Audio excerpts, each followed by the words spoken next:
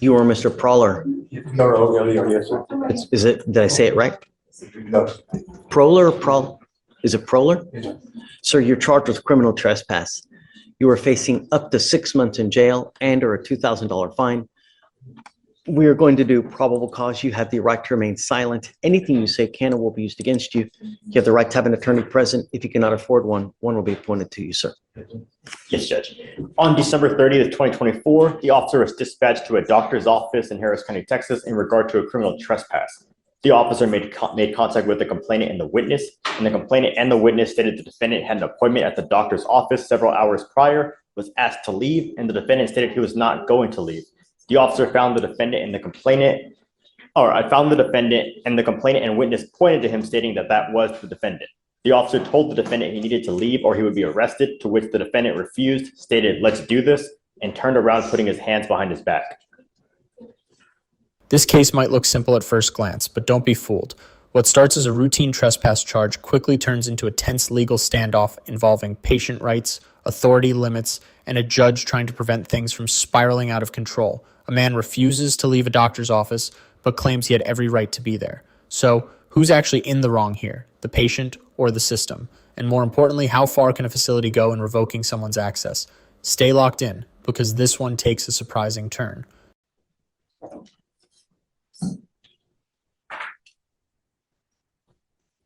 Have a lawyer, sir? Yes, sir. Is he coming here today? Let's do this. I'm going to hold off on it real quick. I'm going to have you take a seat. Let's wait for your lawyer to get here and then we'll. That's exactly what he told me. He told me to just explain to you. Don't. Let's wait for your lawyer. He's asked me to show me to explain regarding the case itself. He simply told me to tell you he'll be here as soon as possible. Okay, just hang tight for me, take a seat for me, and then let me know when he gets here and then we'll continue. So you are Kenneth Allen, correct? So Mr. Allen, we started to do probable cause, but I wanted to wait over there. So that we get your perspective on it. So, all right, so you stand charged with criminal trespass. You're facing up to 6 months in jail. We're going to do probable cause again now that your lawyer's here. Okay, please. Judge. On December 30th, 2024, the officer was dispatched to a doctor's office in Harris County, Texas, in regard to a criminal trespass. The officer made contact with the complainant and the witness, who both stated the defendant had an appointment at the doctor's office several hours prior, was asked to leave, and the defendant stated he was not going to leave. The officer found the defendant, and the complainant and witness pointed to him, stating that it was indeed the defendant. The officer told the defendant he needed to leave or he would be arrested, to which the defendant refused, stated, "Let's do this," and turned around, putting his hands behind his back. Is the witness? So let me see, Your Honors.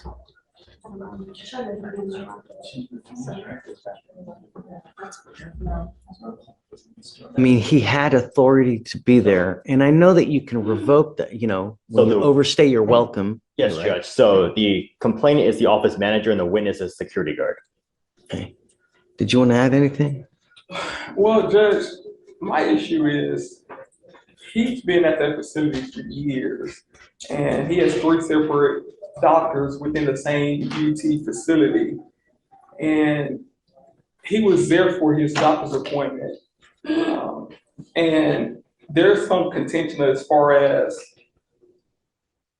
whether he was asked to leave or not, considering that doctor's appointments take months to schedule in advance, sometimes up to 6 months. So I don't believe that if he had a right to be able to see the doctor, I don't believe that a person that's unidentified, the original complainant, I think her name was Amy, should be able to come in to tell him to leave, if in fact she even told him to leave.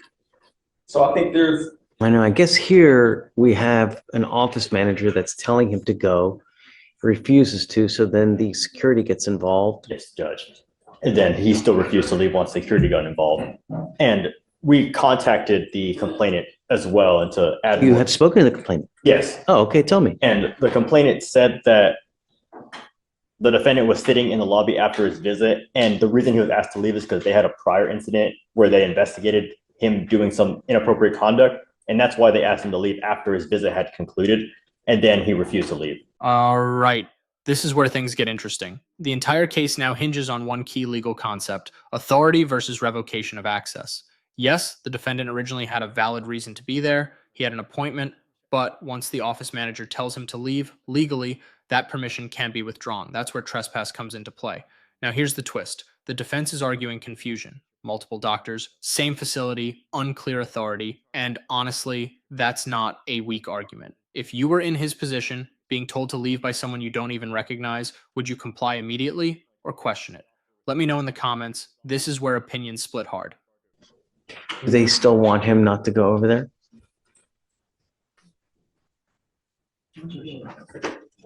I mean, I think that there's probable cause to go forward now. Did you speak to them?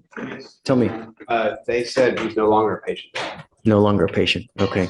So you can't go back there. Okay, Mr. Proler, you must find a doctor, but it appears that they don't want you to go there anymore at this particular doctor's office. Okay. Well, Judge, may I add, like I mentioned, he has 3 separate doctors within the same building. So is the court asking him to stay away from that particular single Correct. office? Right. Okay, So if you have business in another part of the building, you can go. Just don't go back to this office, because the chances are, if you go back there, they're probably going to call the police and they're going to charge you with another trespass. So don't go back over there, because they've warned you not to go back. If you go back, you can get charged again. Go to the other offices, like, hopefully they're just not next door, because that's going to be a real pain. But okay, so then just stay away from wherever that office is, and you can use the other 2 places. But I'm not barring you from the building, just from going back to that particular office. What is the confusion? Oh, I want to bring to your attention this alleged other incident. Doesn't matter. Yeah. Okay. It doesn't matter. The only thing, my concern is going forward. Right. You were on notice now that you're not supposed to go. What suite is this? It's a UT Physicians Bel Air station, so I don't know how they organized that office there. So I think just one system is not necessarily separate offices, like different. Maybe just be If he has 2 other doctors that he sees there. and that's part of the issue, because again, it's part of the same system. So I don't know. They do have multiple doctors there, but it would be at the same facility. And they told us that he's no longer a patient at the facility. So presumably that means no doctors there, but we could clarify if you would I like. think you need to. Yes. You definitely need to, because this could be a potential problem. Yes, we can And certainly he's clarify. saying he's still seeing 2 other doctors Yes. there. They may not know of the other 2 doctors. You want to do that real quick to see, real quick?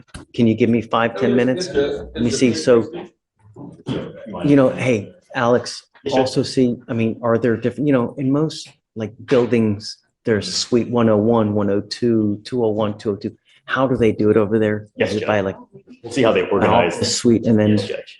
is it possible that he can see the other 2? Yes. And then, okay, yeah.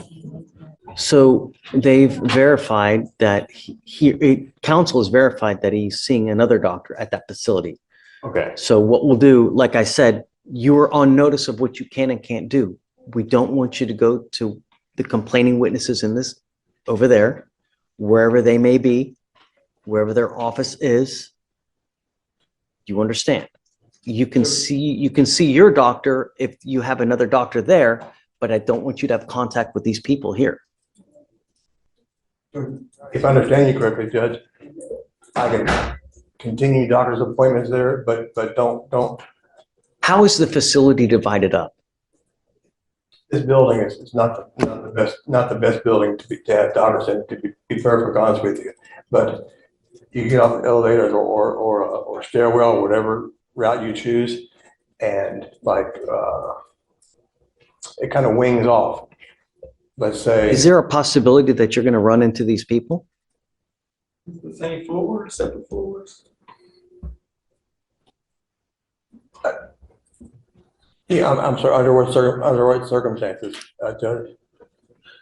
I don't want you to run into these people. Is there, And when we say these people, is there a way you can get to your other doctors without going to the cardiologist? In front of that building, in front of that suite? I think I understand what you're saying. Is there a different way you can go around? I mean, it shouldn't be this difficult. I know. I agree. I don't understand why I mean, what is the doctor's name or what is the facility? Who are we talking So about we're here? talking about an Amy Whitetree. So she's the office manager for whatever department she's in. I don't want you to have contact with these people. Can I tell you something, Judge? I don't know, I mean, I now know who she is, but she did not identify herself at the date of, on the date of the incident.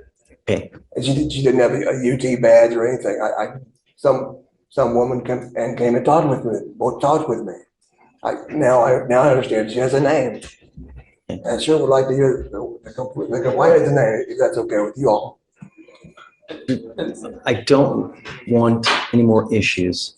If they call me and they say that you're becoming a disturbance there, I'm going to revoke your bond and I'm going to put you in jail. Do you understand? I don't blame you.